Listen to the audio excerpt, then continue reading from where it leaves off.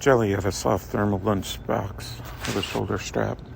Inside it was lettuce in a Tupperware cube, cling-wrapped croutons, Ziploc chicken strips, oil-based dressing in a baby food jar. Her lunch preparations were intricate as usual. She unwrapped the croutons, put some in her hand, and made a loose fist.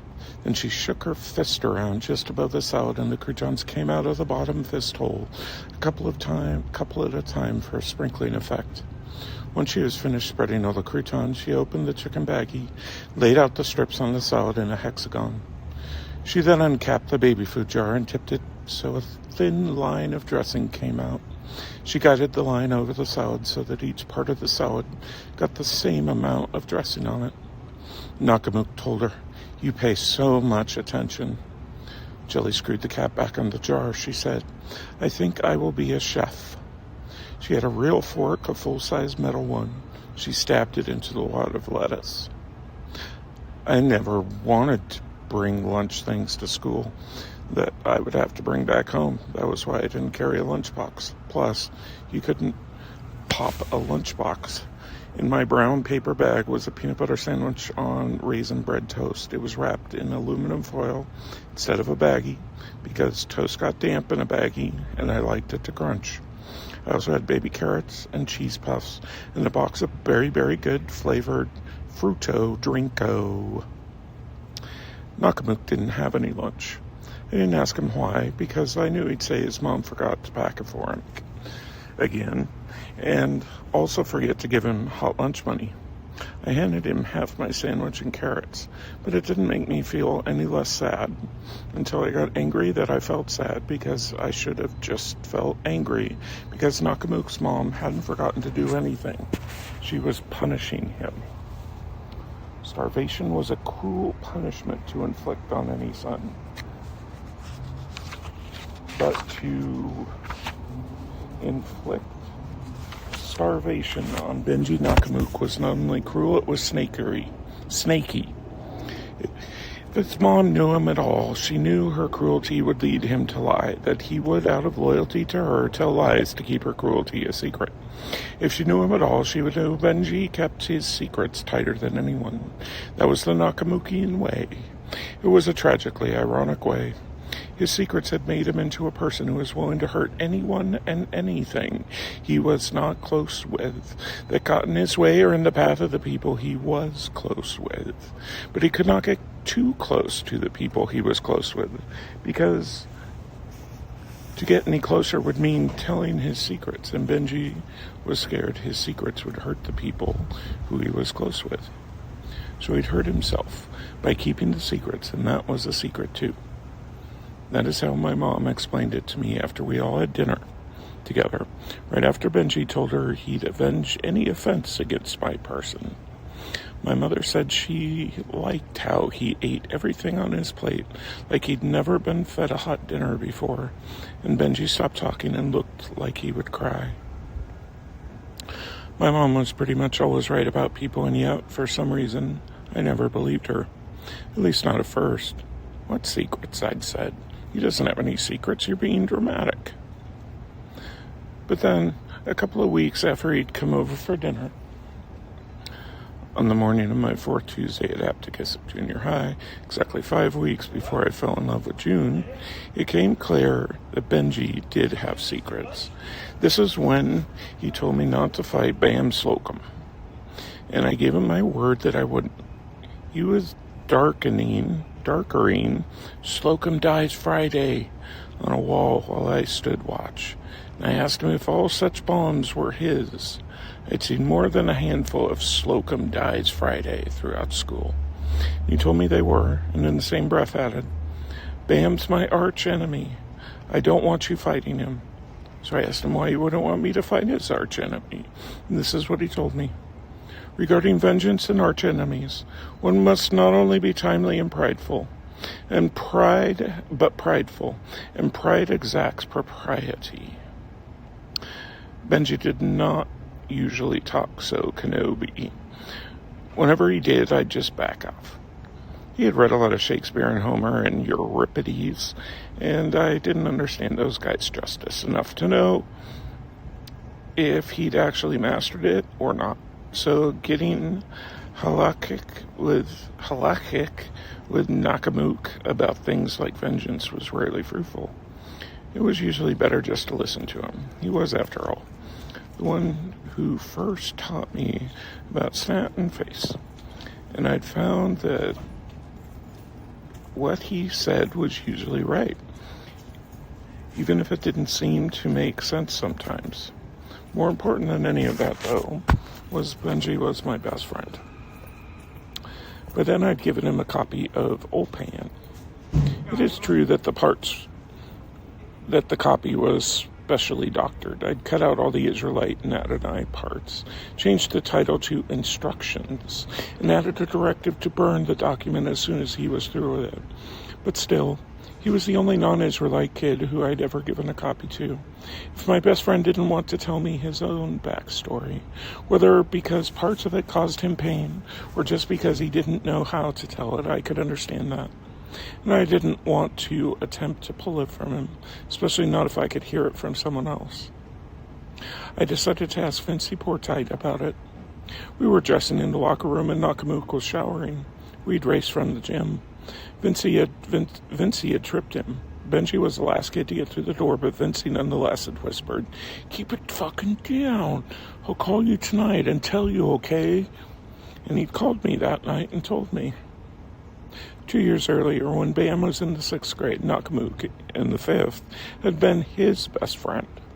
Bam wasn't yet superhero-shaped back then, but his cousin Jeff Claymore, an 8th grader in legendary fonts, was gigantic. Claymore took steroids and sometimes kids' lunch money. He'd vow silence to shy girls at parties in darkened basements, then leave hair marks on their necks and spread sex stories about them. He subjected Bam Slocum to noogies and book rockets, and everyone in sight had to laugh, including Bam, who, if he didn't, would find himself arm-locked or thrown. Either despite or because of the humiliations Claymore inflicted upon him, Slocum worshipped his cousin, hearing any insult to Claymore as an insult to himself. So Nakamuk, who hated Claymore no little bit on behalf of Bam, coiled his anger and kept his mouth shut about it. Not because he was scared of Claymore, but because he was loyal to Slocum. A few times, Nakamuk even found himself defending Claymore's name by proxy. Someone in earshot of Bam would say something about Claymore's fanciness. Bam would start losing the fight, and Nakamuk would help him, siding against the guy who shared his hatred. One day, during the lunch switch, though, when the 5th and 6th graders were going to the cafeteria from indoor recess in the gym, and the 7th and 8th graders were going to indoor recess from lunch in the cafeteria, Nakamuk and Bam got ahead of everyone to race top speed down B Hall. Halfway through the race, Claymore helped up the crowd that was coming from the opposite direction, tripped Bam, who flew through the air until he got concussed against the corner of a water fountain.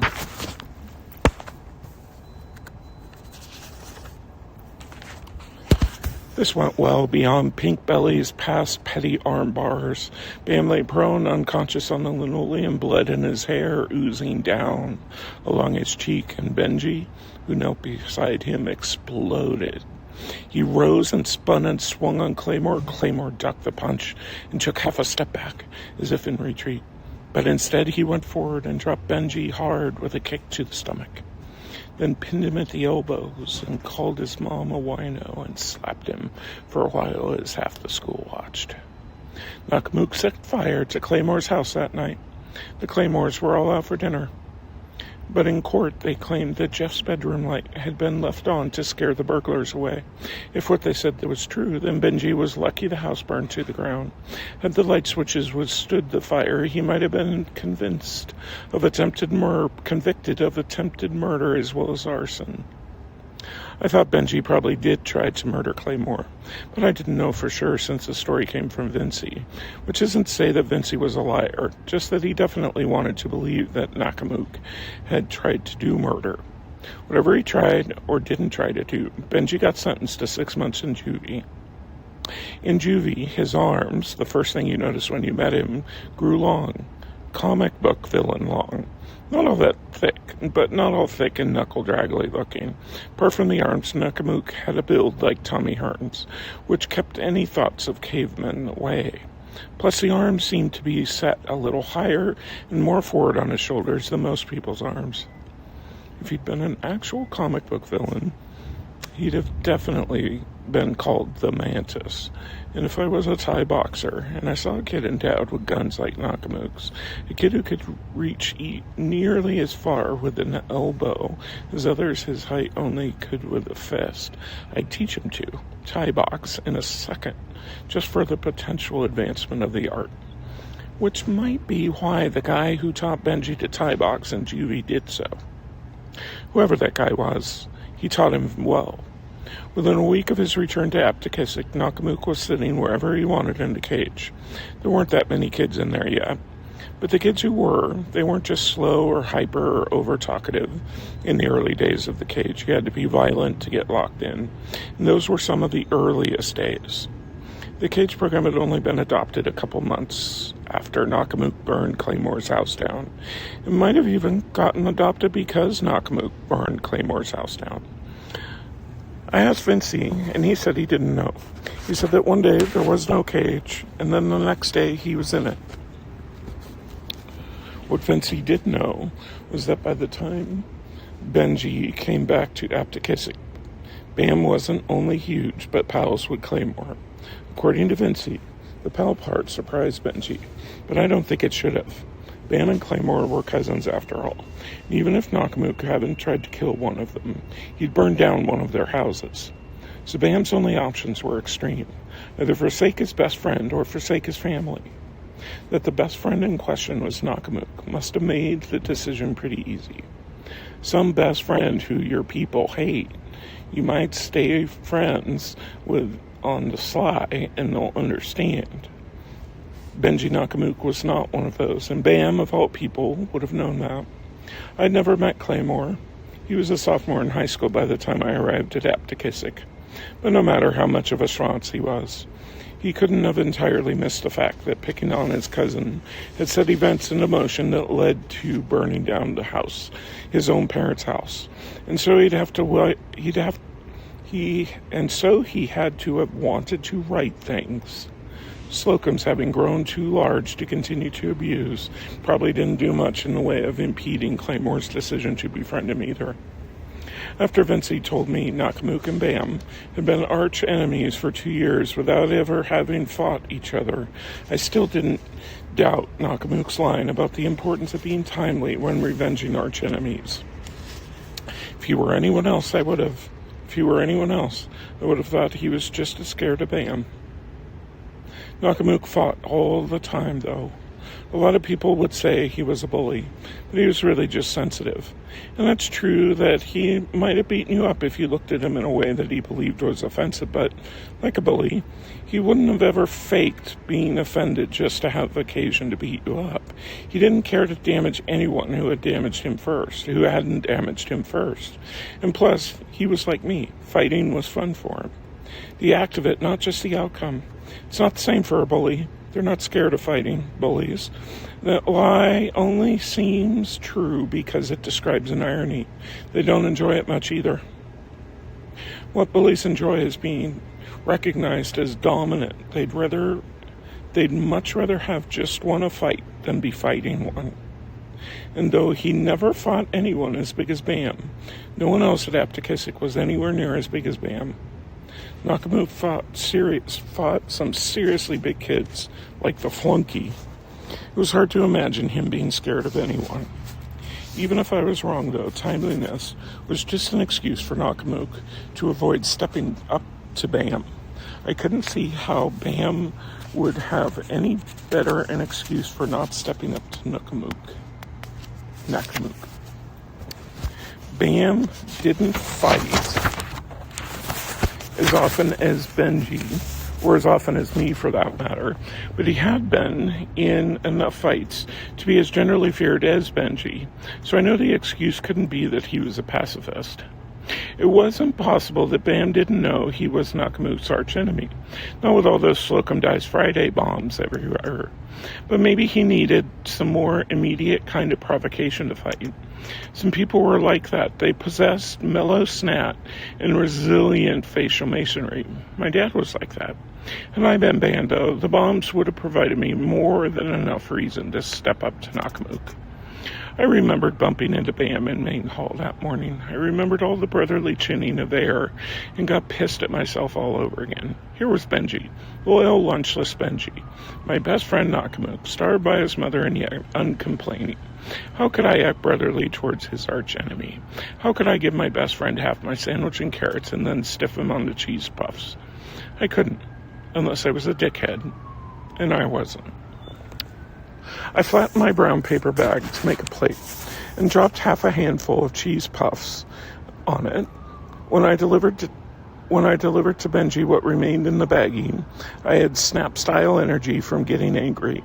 And instead of just pushing it across the table, I flung it at his chest. And without even looking up, he caught it. Bota, eating hot lunch left-handed at his desk, said, "Mind the cheese doodles, Maccabee." It sounded like, "Muin de cheese doodles, Maccabee." He said it to remind me he was watching. The cage was set up so we could be watched with great ease by the monitor and the teachers. Everyone in the cage knew it, always, except for how they locked you in. That was the main thing that made it the cage. There was no reason to remind anyone, especially not at lunch. I said to Bolta, "The mind, Maccabee, cheese doodles." I liked that joke. I used the exact same words that Bota had used, but the words meant nothing the way I put them in order, and they sounded like they meant something, since I said the sentences in the same way as he'd said the originals, and with the same rhythm. And that demonstrated that English words were meaningless by themselves, and that they were just lung and mouth sounds unless they were in the correct order, which was a paradox because the correctness of the order of a string of words depended on what the words meant. But if correct order was what gave words their meaning, then how could their meanings determine the correctness of the order? No one knew, and no one else thought the joke was funny either, except for Scott Mucus, who told us, "Ha ha ha ha." That's how he laughed. It was because of the cocktail party syndrome that he didn't have a real laugh. You couldn't get him to do it forever, though, just by doing it back to him. Nakamook said, "Scott, ha ha ha ha ha ha." Mucus said, "Ha ha ha ha." Bota said, "Quiet the nonsense. Quiet the nonsense." I said, "Australia used to be a prison." Maine man, ha ha ha ha ha ha. Jelly said, "Georgia was a prison." "Australia's a country," Bota said. "Australia's a continent." We didn't respond. He said, "A whole continent." I smelled nasty hot lunch. Main man and Levin had it. I didn't look at what it was. If I looked at their trays, I saw something I didn't like. I would like whatever it was less the next time I had it, because I would think of how bad the smell of the cafeteria version was. If I found out what they were eating, and it was something that was one of my favorites, it would be like falling in love with the wrong person. How if you fall in love with the wrong person, then when you fall in love with the right person later on, you'll remember the smelly version of being in love, and it could threaten to make the good version less good. When I was wrongly in love with Rabbi Salt's daughter, Esther, I told her I loved her, and she said she loved me too. But after I got kicked out of Schechter, we hardly ever saw each other. So I wrote her a poem without a title, which at the time didn't seem half as hammy as it was. I thought it was funny. I got my dad to get caller ID so I would know when you called. They gave us a box. It cost $5 a month, but it doesn't work. Your number and your name disappear from the window the second right before I check it.